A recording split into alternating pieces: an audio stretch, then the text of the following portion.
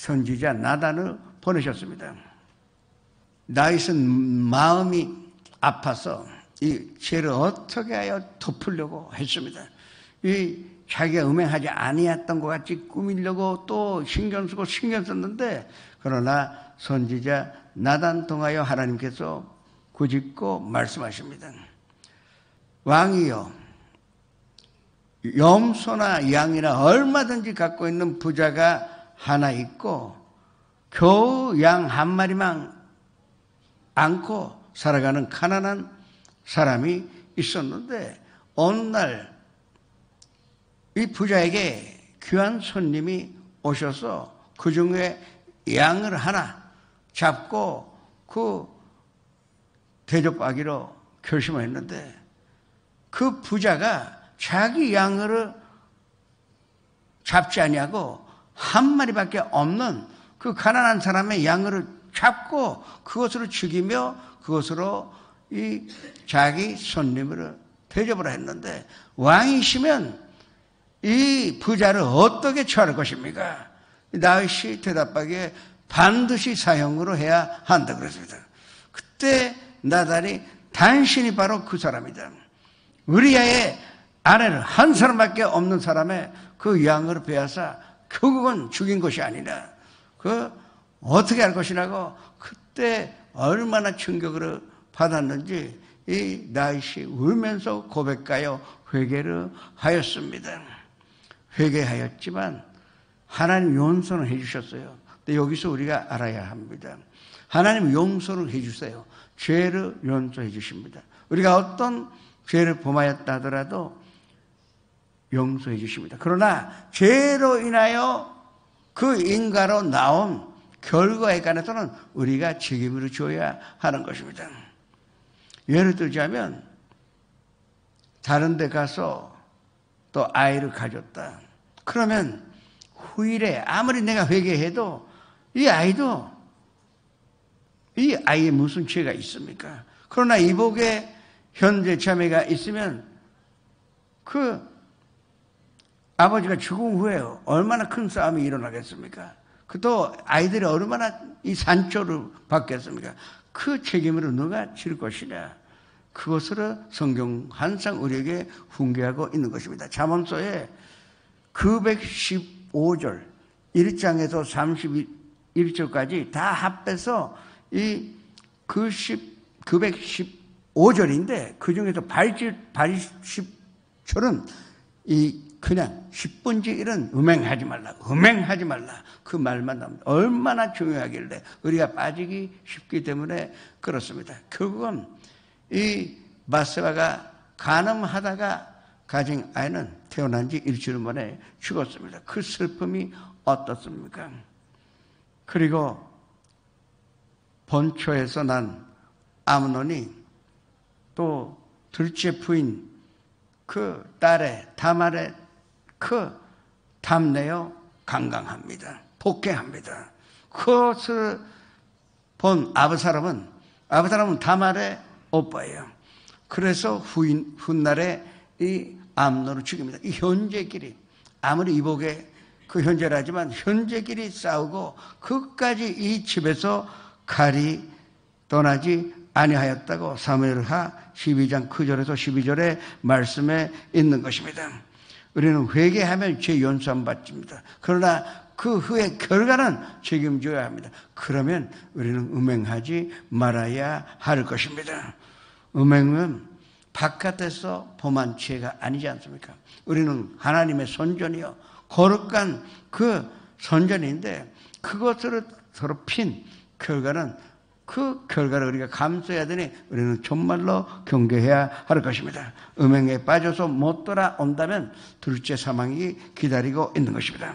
그리고 또한 점쟁이나 또 점치는 사람도 나쁘지만 그것을 좋아하는 사람도 하나님이 용서하지 아니하신다고 하셨습니다. 둘째 사망의 문이 바로 점치는 것이라 합니다. 제가 몇 번 말씀드립니다. 사주나 또 선명 판단 같은 것은 동계라고 점치는 것이 아니라고 변명하는 사람들이 있습니다. 아니에요. 그건 점치는 것입니다. 우리 믿는 사람 가운데 하나님 믿으면서 큰일이 일어나면 반드시 또 점치는 사람한테 가서 물어보는 사람이 있어요. 하나님은 이 점치는 사람은 절대적으로 용서하지 아니하고 그것을 듣는 사람도 미워하신다고 다 되어 있습니다. 왜 바로왕이 그와 같이 하나님께 큰 야단을 맞았습니까?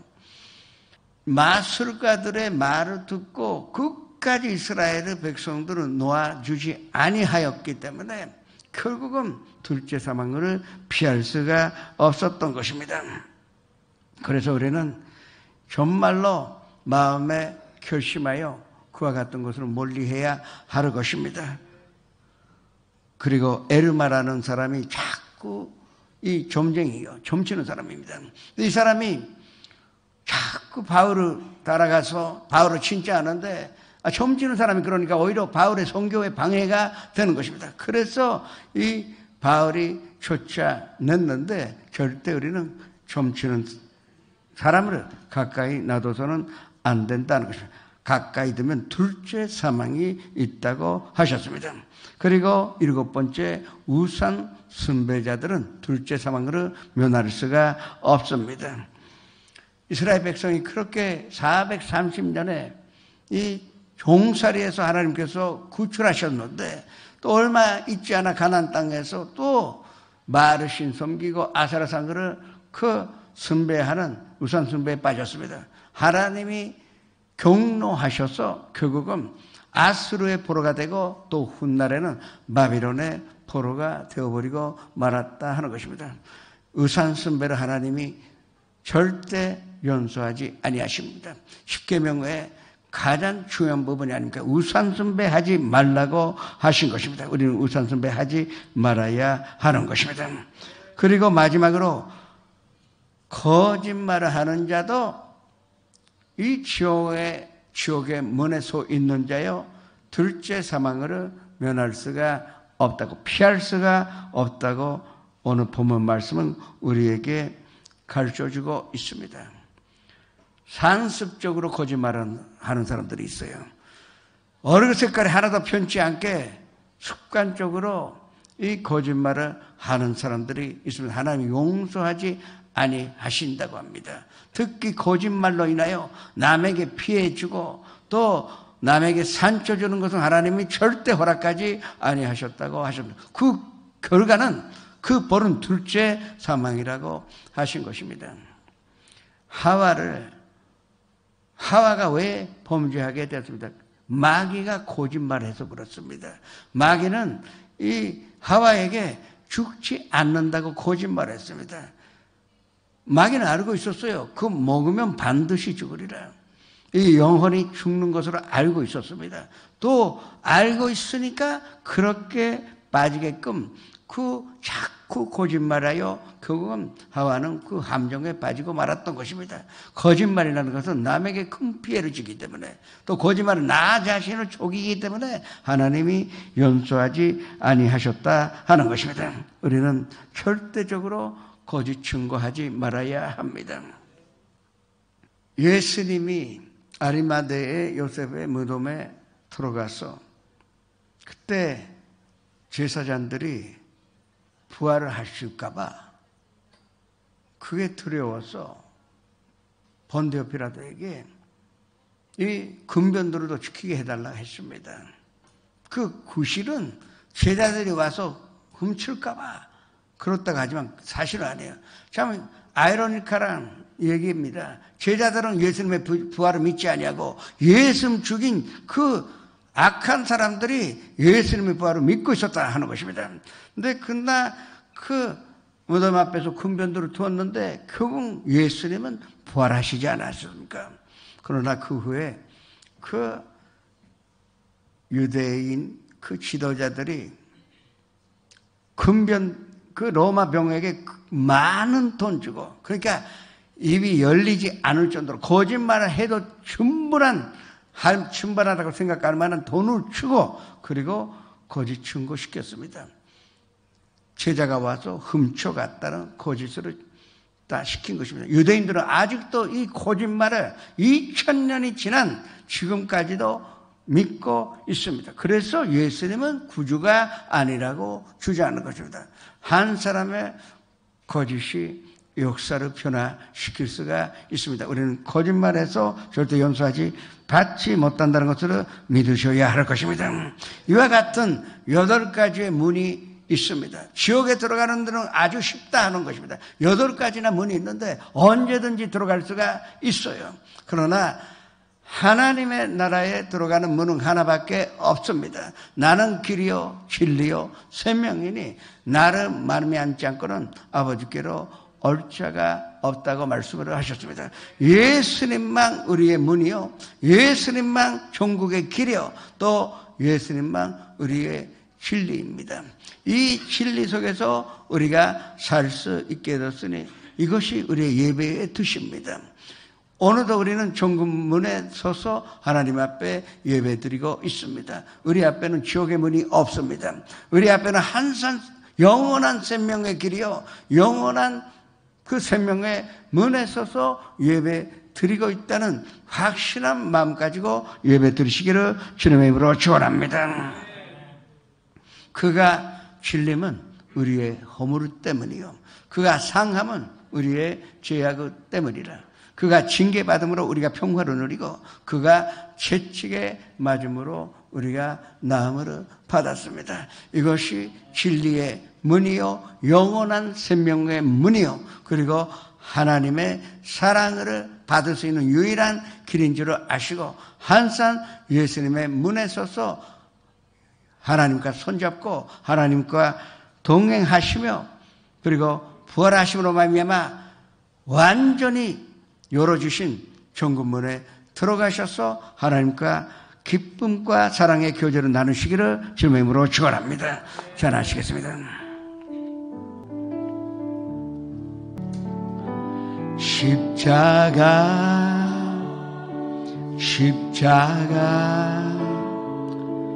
그 위에 나 죽었네.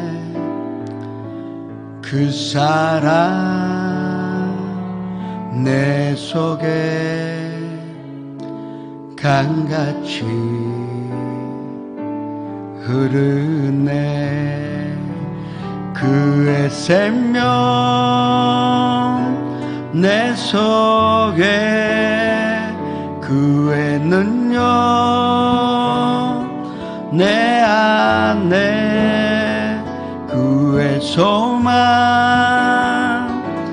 내 삶에 나의 삶 주의 것 십자가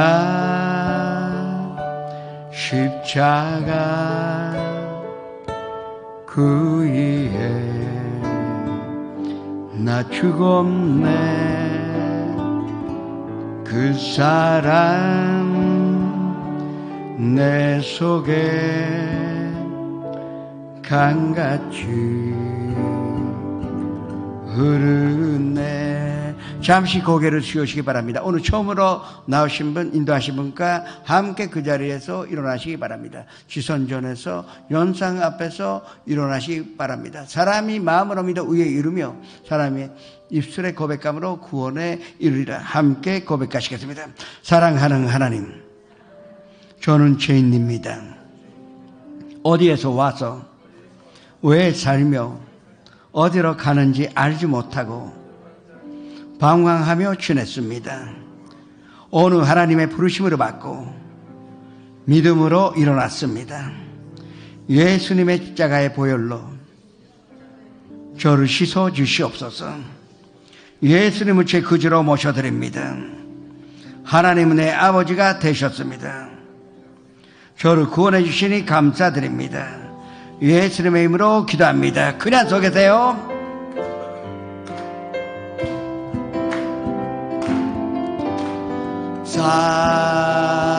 사랑해요. 축복해요.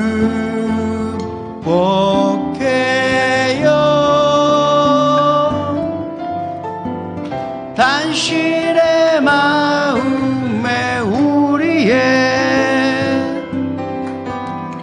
사랑을 드려요. 환영합니다. 축하합니다. 여러분 구원 받으셨습니다. 지금 기도하실 때에 그 생명의 길에 서시며 예수님 안에서 기도하시기 바랍니다. 주여, 이를 향하여 기도하시겠습니다. 주여, 아버지 하나님 감사드립니다. 우리를 지켜주옵시고 우리에게 사랑으로 나누셨으니 감사드립니다. 기쁨과 또 은혜와 진리의 길이요 영원한 생명으로 얻어 예수님과 함께 사는 우리가 되게 하여 주옵소서. 그것이 푸른 초장이요 실만한 물가요 하나님의 나라요 영원한 생명의 나라요니 감사드립니다. 우리가 이 길에서 벗어나지 않게 해주옵시고 좁은 물이지만 기꺼이 즐거워하여 이 길을 걸어가게 하여 주시옵소서. 예수님의 이름으로 기도합니다. 아프신 분 아픈 데 손을 얹으시고 가족이나 친구에게 병든 사람이 있으면 병든 곳에 손을 얹으시기 바랍니다. 꿈과 소망이 있는 사람은 가슴에 손을 얹으시고 삶의 문제 또 마음의 문제가 있으신 분도 가슴에 손을 얹으시기 바랍니다. 아버지 하나님 말씀 믿고 생명의 길에 서서 아픈 곳에서는 얹었습니다. 주님 거쳐 주시옵소서. 나자렛 예수 그리스도의 이름으로 명하노니 이 모든 병으로 가져오는 악한 귀신아 사랑하는 성도님들에게서도 나갈지어다. 그 가정에서도 나갈지어다. 친구에게서도 나갈지어다. 주님 주님의 건강을 얻으며 영원한 생명으로 얻어가니 진심으로 감사드립니다. 또 꿈과 소망도 주님의 길에 섰으니 영원한 생명이 있으니 반드시 이루어질 줄 믿습니다. 주님 기적이 나타나게 하여 주시옵소서. 가정의 문제, 직장의 문제, 사업의 문제, 인간관계, 경제적인 문제 모든 것을 주님 앞에 맡기오니 주님의 뜻대로 주님의 계획대로 다 해결하여 주시옵소서. 마음속에 항상 예수님의 생명이 넘쳐나요 예수님의 기쁨이 넘쳐나요 예수님의 사랑이 넘쳐나는 인생을 걸어가게 하여 주시옵소서. 예수님의 이름으로 감사하며 기도드립니다.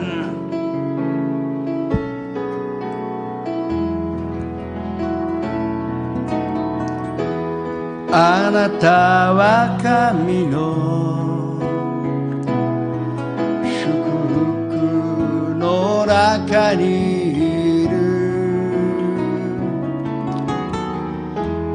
あなたを通してすべて主のもとに帰る。あなたは神の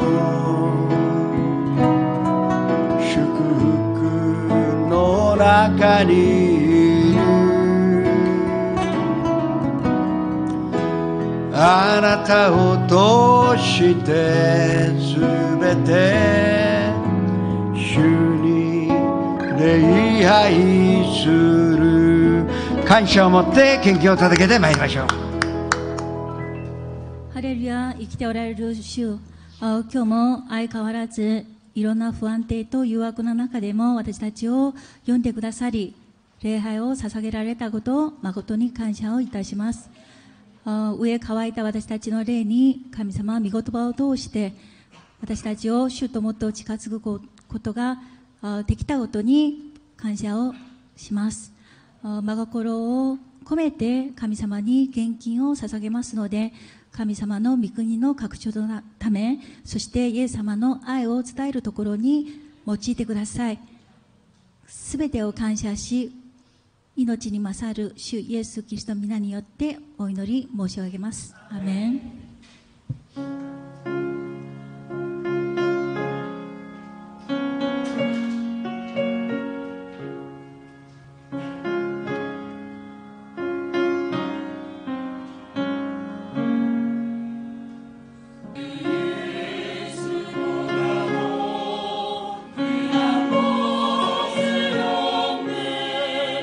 이 세상 의와 그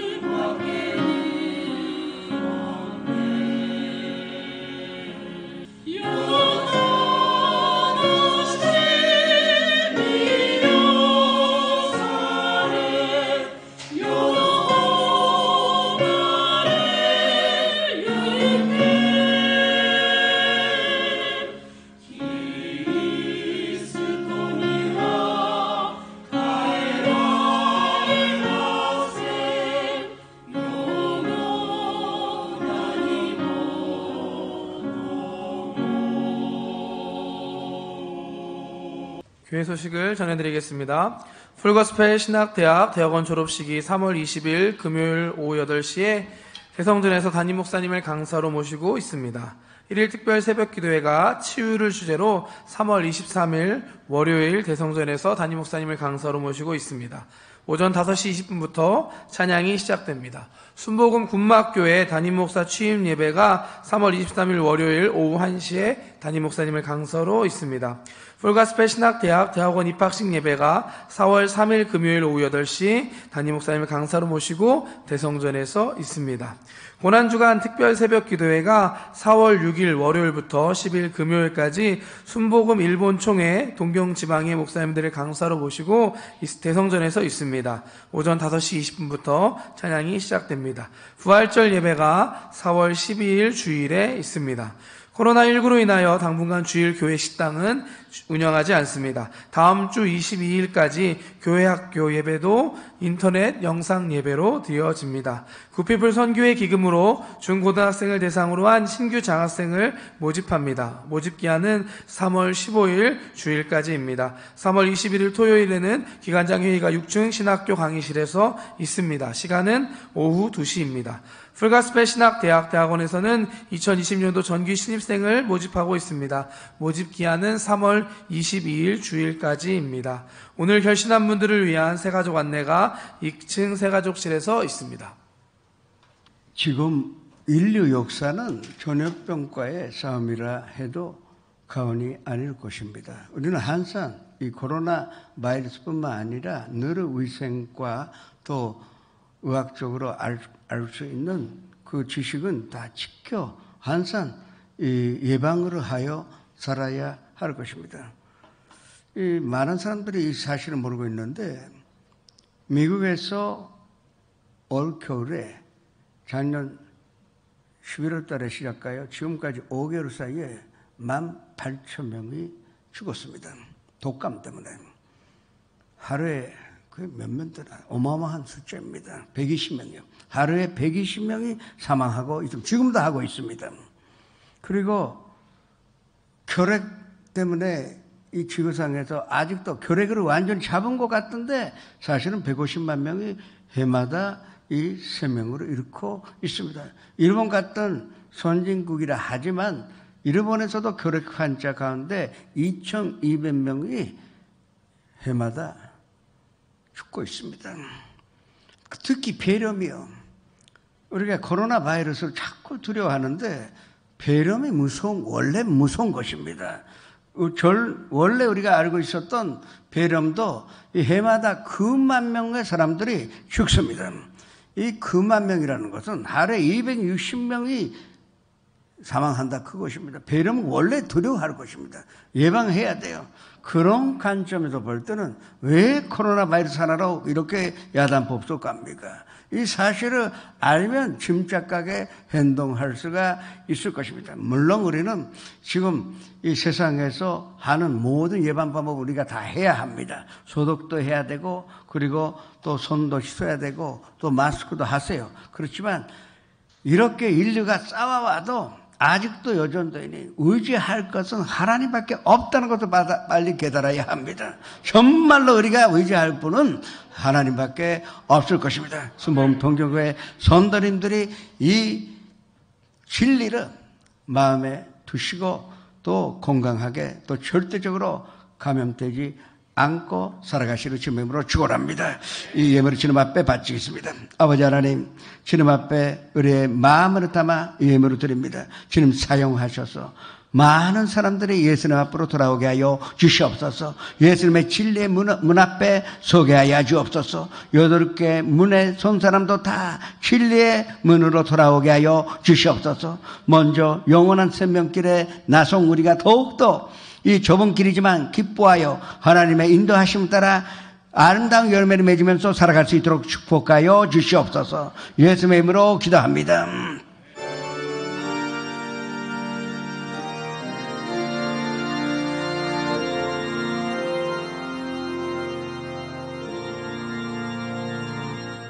하늘에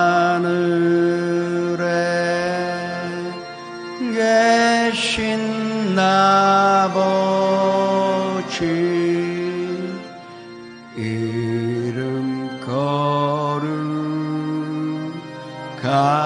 주옵소서. 주님 나라 임하시고 뜻이 이루어지이다.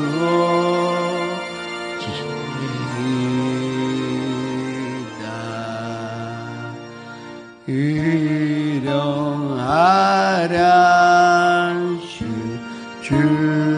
주시고 우리들의 근죄 다 용서하옵시고